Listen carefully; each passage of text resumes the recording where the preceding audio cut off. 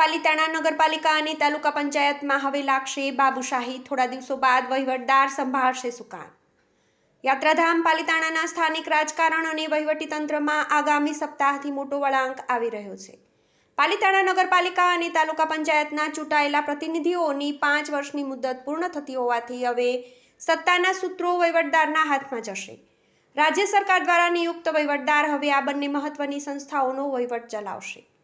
વહીવટી જિલ્લા તંત્ર પાસેથી મળતી માહિતી મુજબ જ્યારે કોઈ પણ સ્થાનિક સ્વરાજ્યની સંસ્થામાં વહીવટદારનું શાસન આવે છે ત્યારે લોકશાહી ઢબે ચૂંટાયેલા પ્રમુખ, ઉપપ્રમુખ અને કારોબારી સમિતિની સત્તાઓ સમાપ્ત થાય છે અને અત્યાર સુધી જે ઠરાવો જનરલ બોર્ડમાં સભ્યોની સંમતિથી થતા હતા તે હવે વહીવટદાર પોતાની સહીથી કરી શકશે અને ચૂંટાયેલી પાંખ ન હોવાથી રાજકીય દખલગીરી ઘટશે, પરંતુ લોકોએ પોતાના પ્રશ્નો માટે સીધા અધિકારીઓનો સંપર્ક કરવો પડશે। તેમજ ચાલુ પ્રોજેક્ટ્સ અને ચોમાસા પૂર્વેની તૈયારીઓ જેવી કામગીરી હવે વહીવટદારની સીધી દેખરેખ હેઠળ થશે।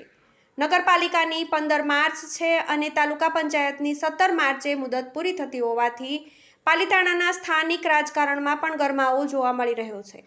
ભાજપ, કોંગ્રેસ સહિતના પક્ષો હવે આગામી ચૂંટણીઓની તૈયારી પણ શરૂ કરી છે, ત્યારે પાલિતાણા નગરપાલિકામાં અને તાલુકામાં ગત ટર્મ દરમિયાન થયેલા કામો અને બાકી રહેલા પ્રશ્નો હવે વહીવટદાર કેવી રીતે ઉકેલે છે તેના પર સૌની નજર રહેશે।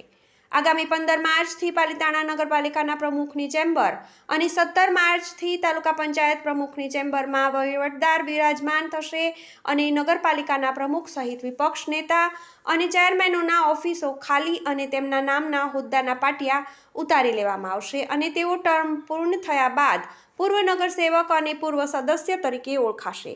Report by Vishal Sagathiya.